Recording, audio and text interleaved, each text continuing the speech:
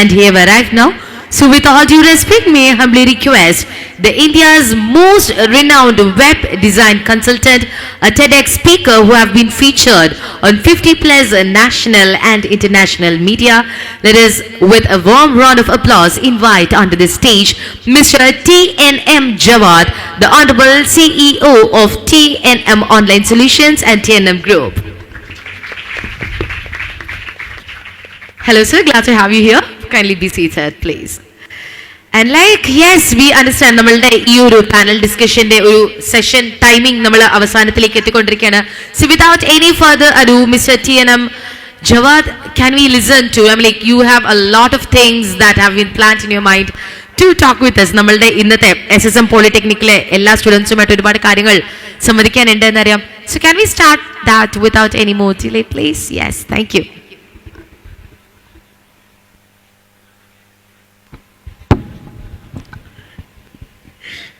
Hi, എല്ലാവർക്കും സുഖമല്ലേ? എനിക്ക് തോന്നുന്നു ഇവിടെ വന്ന ഗസ്റ്റുകളിൽ ഏറ്റവും പാവപ്പെട്ട ഗസ്റ്റ് ഞാനായിരിക്കും. ഞാൻ അത്ര വലിയ സംഭവമൊന്നുമല്ല. പിന്നെ കഴിഞ്ഞ എനിക്ക് തോന്നുന്നു ഒരു 6 മാസത്തിന് മേലെയായിട്ട് ജാസിർ സാർ എൻ്റെ അടുത്ത് നിരന്തരമായിട്ട് ജവാദെ എനിക്ക് ഈ ഇവന്റിനേക്കാൾ മുമ്പല്ലേ നമ്മളെ കോളേജിൽ വരണം എന്ന് എപ്പോഴും മൂപ്പര് വിളിക്കുമായിരുന്നു. പക്ഷേ ഞാൻ എവിടെ പോകുമ്പോൾ ഡ്രൈവ് ചെയ്തിട്ടാണ് പോവാ. അപ്പോൾ കണ്ണൂരിൽ നിന്ന് ഡ്രൈവ് ചെയ്തിട്ട് വരണം.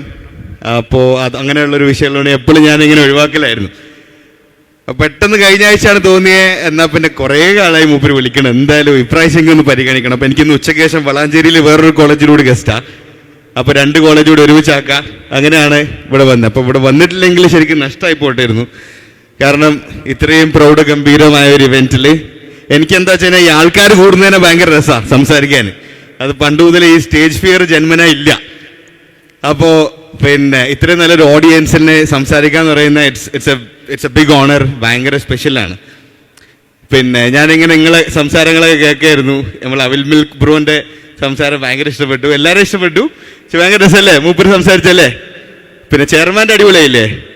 അപ്പോൾ പിന്നെ ഞാൻ ചെയർമാൻ്റെ പ്രസംഗം കേട്ടപ്പോൾ ഞാൻ കുറച്ചൊന്ന് പേടിച്ചു പോയി. പഠിച്ചോനെ, മൊത്തം ചലഞ്ചാണല്ലോ, അങ്ങനെ പേടിക്കണ്ടില്ല. പിന്നെ ഞാൻ എൻ്റെ ഏജ് 28 ഇന്നെൻ്റെ ബർത്ത്ഡേ ആണ്, 29 ആയി. അപ്പോ ഹാപ്പി ബർത്ത്ഡേ. Thank you. അപ്പോൾ let's all wish him a happy birthday, right? എന്തൊന്നും കുടിക്കാൻ വരാം.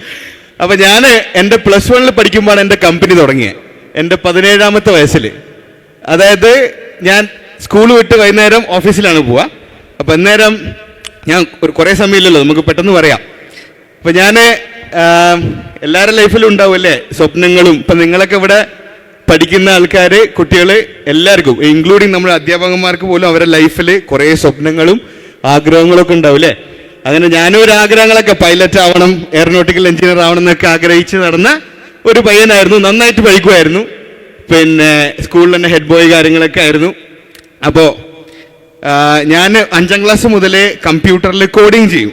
അപ്പോൾ എൻ്റെ ഉപ്പ എനിക്ക് 5ാം ക്ലാസ്സിൽ പഠിക്കുമ്പോഴാണ് ആദ്യമായിട്ടൊരു കമ്പ്യൂട്ടർ മേടിച്ചിരുന്നത്. അപ്പം അന്നേരം എന്ന് പറഞ്ഞാൽ ഇപ്പം എൻ്റെ മോള് ഒരു പിന്നെ സ്വന്തമായിട്ട് ഫോൺ അൺലോക്ക് ചെയ്ത് 3 വയസ്സിൽ തന്നെ യൂട്യൂബ് എടുത്ത ആൾക്ക് വേണ്ട സാധനം കാണും. പക്ഷെ അന്ന് അങ്ങനെയല്ല, സ്വന്തമായിട്ടൊരു ഇൻ്റർനെറ്റ് കണക്ഷനും കമ്പ്യൂട്ടറൊക്കെ ഒരു പ്രൈവറ്റ് റൂമിൽ വെച്ച് കൊടുത്തു കഴിഞ്ഞാൽ ഇവൻ ഇതിലെന്താ കാണാം, എന്തവൻ ചെയ്യുക എന്നൊക്കെ ചിന്തിക്കുന്നൊരു സൊസൈറ്റിയാണ്. അപ്പം അന്ന് എൻ്റെ ഉപ്പ എനിക്കൊരു കമ്പ്യൂട്ടർ മേടിച്ചിരുന്നത് എൻ്റെ 10ാമത്തെ വയസ്സിലാണ്, എൻ്റെ 5ാം ക്ലാസ്സിൽ പഠിക്കുമ്പോഴാണ്. ആ കമ്പ്യൂട്ടറിൽ തുടങ്ങിയ കളിയാണ് എൻ്റെ ബിസിനസ്സിലേക്ക് വന്നത്. അപ്പോൾ ഞാൻ 10th പഠിക്കുമ്പോഴാണ് എൻ്റെ ഫാദറിന് പിന്നെ ഒരു ക്രൈസിസ്. അപ്പം ഞാൻ പിന്നെ ജനിച്ച് 19ാമത്തെ വയസ്സ് വരെ ഞങ്ങളൊരു വാടക വീട്ടിലായിരുന്നു. ഞങ്ങളവിടെ കണ്ണൂരിലൊരു കാഞ്ഞിരോട് എന്ന് പറഞ്ഞ സ്ഥലത്ത് അവിടെ ഒരു പള്ളി കമ്മിറ്റി നടത്തുന്ന ഒരു ക്വാർട്ടേഴ്സിലായിരുന്നു. അപ്പോൾ അത് വീടായിട്ടൊന്നും പറയാൻ പറ്റൂല, അതൊരു റൂമും ഒരു കിച്ചണും ഒരു ബാത്റൂമും ഒന്നും പറയാൻ പറ്റൂല, ഒരു പിന്നെ അത്രയും ആയിട്ടില്ല. പക്ഷെ എന്നാലും എൻ്റെ ഉപ്പ ഏറ്റവും നല്ല സ്കൂളിൽ വിട്ടു. ഈ പറഞ്ഞ പോലെ കമ്പ്യൂട്ടർ മേടിച്ചെന്ന മുതൽ ഏറ്റവും നല്ല ക്വാളിറ്റി ലൈഫ് എപ്പോഴും തരാൻ ഉപ്പ ആഗ്രഹിച്ചു. ഉപ്പാനെ കൊണ്ട് പറ്റുന്ന മാക്സിമം ഉപ്പ നമുക്ക് ചെയ്തു തന്നു. അപ്പം ഞാനും എൻ്റെ ഒരു സിസ്റ്ററുമാണ്. അപ്പോൾ ഈ സ്വന്തം വീട്ടിൽ നിൽക്കുക എന്നൊക്കെ പറഞ്ഞാൽ നേരം നമുക്കൊരു വലിയ സ്വപ്നമാണ്, കാരണം ഈ വാടക വീട്ടിലാണല്ലോ. അപ്പോൾ കുറച്ചുകൂടി ഞാൻ 10th പഠിക്കുന്ന സമയത്താണ് കുറച്ചുകൂടി ഫാദറിന് കുറച്ചുകൂടി ഫിനാൻഷ്യൽ ലോസ് വന്നു, ഫിനാൻഷ്യലി കുറച്ച് ക്രൈസിസ് വന്നു. ഉപ്പ ദുബായിൽ പോയിരുന്നു, പക്ഷേ ഇടയ്ക്ക് ഒന്ന് വീണ്ടും ജോലിയൊക്കെ പോയി ഭയങ്കര ബുദ്ധിമുട്ടായി. അപ്പൊ ഞാൻ വൈകുന്നേരം സ്കൂൾ വിട്ട് വീട്ടിൽ വരുന്ന സമയത്ത് ഉമ്മ ചിലപ്പോൾ കരയുന്നുണ്ടാവും, ചില വിഷമിച്ചിരിക്കുന്നുണ്ടാവും. അപ്പൊ ഞാൻ ചോദിക്കും എന്താ അമ്മ അത് പന്നെ ജോലി ഇങ്ങനെ പോകാനായടാ, എപ്പോൾ ഏത് സമയത്ത് തിരിച്ചു വരാം, പ്രശ്നമാണ്. അപ്പൊ ഞാനെപ്പോഴും അന്നേ ഉമ്മയോട് പറയും എല്ലാം ശരിയാവും, ഡോണ്ട് വറി എന്നുള്ള രീതിയിൽ അങ്ങനെ പറയും. അപ്പൊ അങ്ങനെ 10th കഴിഞ്ഞിട്ട് +1 എത്തിയപ്പോഴത്തേക്ക് പിന്നെ ഞാൻ ഈ 5ാം ക്ലാസ് മുതലേ ഈ കമ്പ്യൂട്ടറിൽ ഫ്രീ വെബ്സൈറ്റ് ബിൽഡിംഗ് ടൂൾസിനെ പറ്റി ഇങ്ങനെ നോക്കിക്കൊണ്ടിരിക്കും. അതായത് എപ്പോഴും നമ്മളിപ്പോൾ www. അന്നൊക്കെ ഓർക്കൂട്ടാണ്, ഫേസ്ബുക്ക് ഒന്നും ഇല്ല അന്ന്. orkut.com എൻ്റർ ചെയ്യുമ്പോൾ ഇത് എങ്ങനെയാണ് ഈ വെബ്സൈറ്റ് ലോഡായി വരുന്നത് എന്നൊക്കെ ഉള്ള ഒരു ക്യൂരിയോസിറ്റി എപ്പോഴും ഉണ്ടായിരുന്നു. അപ്പോൾ ആ ക്യൂരിയോസിറ്റിയിൽ ഇങ്ങനെ ഓരോന്നിങ്ങനെ പഠിക്കുമായിരുന്നു.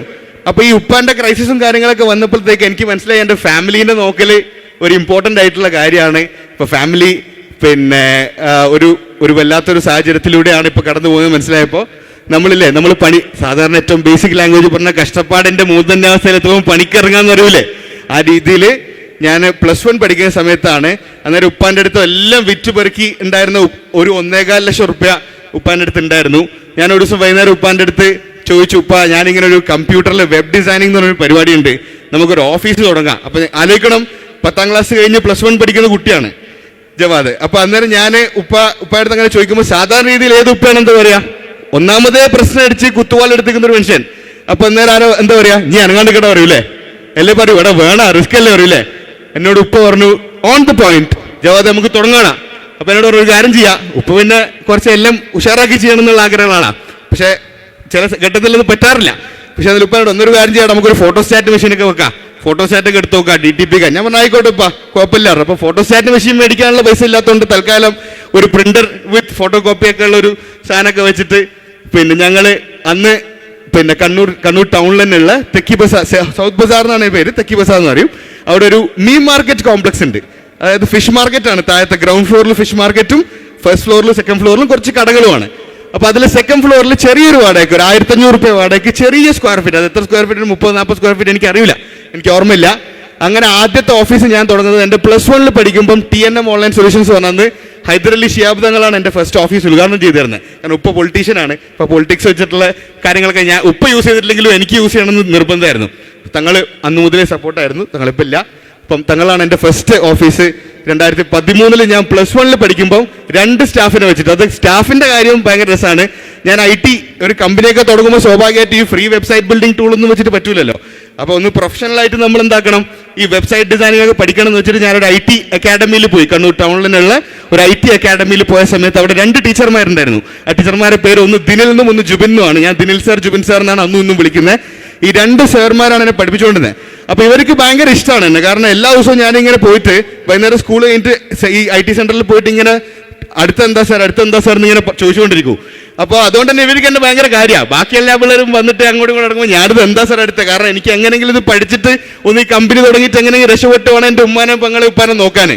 അപ്പോൾ അങ്ങനെയാണ് ഞാൻ അവിടെ പോകുന്നത്. അപ്പോൾ ഇവർക്ക് ആ ഫയർ എനിക്ക് ഒന്ന് മനസ്സിലായിരുന്നു. അപ്പോൾ ഒരു ദിവസം ഞാൻ എന്ത് ചെയ്തു, കമ്പനി തുടങ്ങാൻ തീരുമാനിച്ചപ്പോൾ സ്റ്റാഫിനെ വേണമല്ലോ. അപ്പോൾ ഞാൻ നോക്കുമ്പോൾ ഈ പഠിപ്പിക്കുന്ന 2 സാർമാർ ഇതിൽ എക്സ്പേർട്ട് ആണല്ലോ സ്വാഭാവികമായിട്ടും. ഞാൻ ഒരു ദിവസം യൂണിഫോമിൽ തന്നെ, സ്കൂൾ യൂണിഫോമിൽ വൈകുന്നേരം ഞാൻ എൻ്റെ ആ IT സെന്ററിൽ പോയിട്ട് ഈ ദിനിൽ സാറടുത്തും ജുബിൻ സാറോടും ചോദിച്ചു, പിന്നെ സാർ പിന്നെ ഇങ്ങനെ ഞാനൊരു കമ്പനി തുടങ്ങുന്നുണ്ട്, സോ എനിക്ക് നിങ്ങൾ എൻ്റെ കൂടെ വരുമോ കമ്പനി തുടങ്ങി, ഞാൻ 2000 രൂപ എക്സ്ട്രാ ശമ്പളം തരാമെന്ന് പറഞ്ഞു. അപ്പോൾ ആലോചിക്കണം, +1 പഠിക്കുന്ന കുട്ടികളാണ്. എൻ്റെ അന്നത്തെ ഏജിനേക്കാളും കൂടുതൽ ഏജുള്ള ആൾക്കാർ ഇവിടെ ഇല്ലല്ലേ.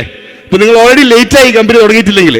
അപ്പോൾ അങ്ങനെ ആ 2 സ്റ്റാഫിനെ വെച്ച് അന്ന് ഫിഷ് മാർക്കറ്റ് കോംപ്ലക്സിൽ തുടങ്ങിയ കമ്പനിയാണ് TNM ഓൺലൈൻ സൊല്യൂഷൻസ് പറഞ്ഞ എൻ്റെ വെബ് ഡിസൈൻ കമ്പനി. ഇന്ന് ഞങ്ങളുടെ കോർപ്പറേറ്റ് ഓഫീസ് ഉള്ളത് ബാംഗ്ലൂരിലെ തന്നെ ഏറ്റവും ഐക്കോണിക് ആയ വേൾഡ് ട്രേഡ് സെന്ററിന്റെ 22ാമത്തെ നിലയിലാണ്.